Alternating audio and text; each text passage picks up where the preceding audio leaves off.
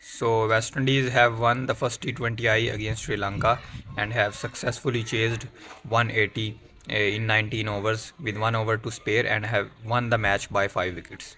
So it was a fantastic match if we talk about, because it was a good pitch for cricket.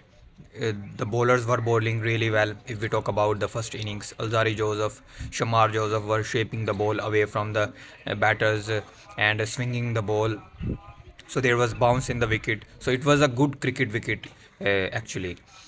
Then I think West Indies executed things really well.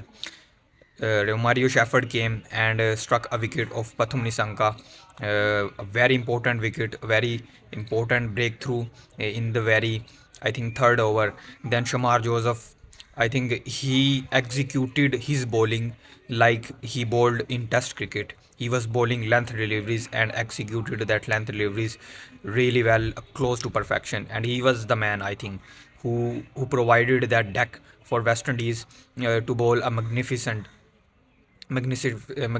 bowling performance. Alzari Joseph was a little expensive, and you expect that if the one is bowling the 2 overs in power play and the two in death, so that generally happens. But I think he needs to improve now, because he generally lacks bowling on length balls. He doesn't seem to be easily bowling and length balls.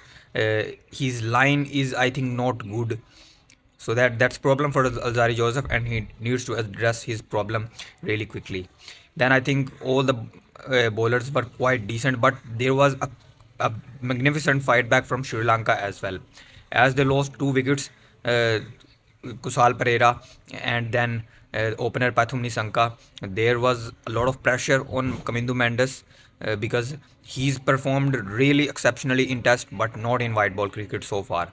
But the innings yesterday that he played last night was, I think, showed the glimpses of his talent that he possesses in white ball cricket as well.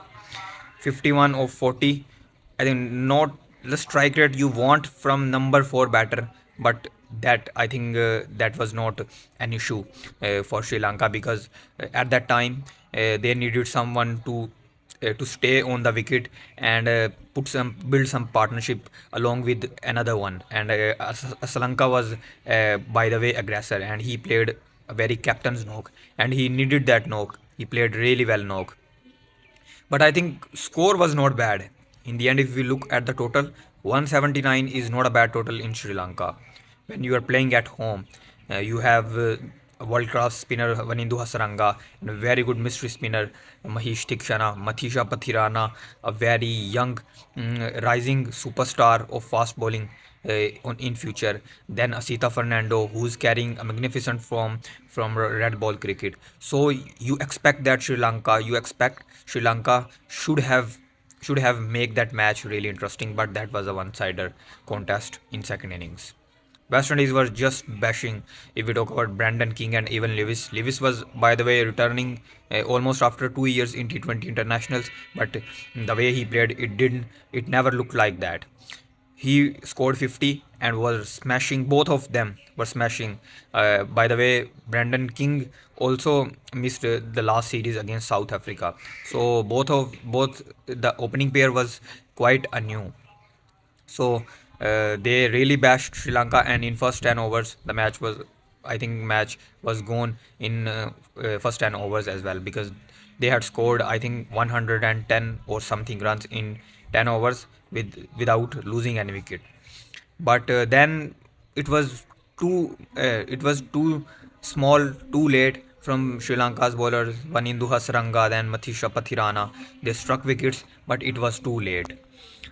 West Indies crumbled a bit, but that was not very concerning for West Indies. But they crumbled as they do oftenly, as they crumble oftenly. But that was not the biggest concern for them, because the scoring rate was came down to 6, and then score was not big, really big. Target was not really big, and they achieved that target really interestingly. So if we talk about Sri Lanka's combination, I think there's not any need of changing that combination. one thing that they can do is, I think they should promote Kamindo Mendes a bit higher as well, because at number 4 is not the best choice, as I had talked as I had talked yesterday as well.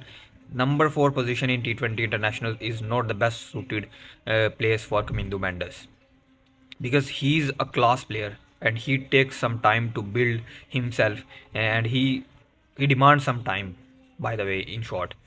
But at number 4, generally, if you're coming in 10 overs, it's not your natural game to play aggressively. So I think might Sri Lanka should have promote him at number 3 with Kusal Pereira at number 4, because that won't matter for him, because he was a genuine opener. Kusal Pereira, he demoted at number 3, and I think he can play at number 4 as well. So that's number 1.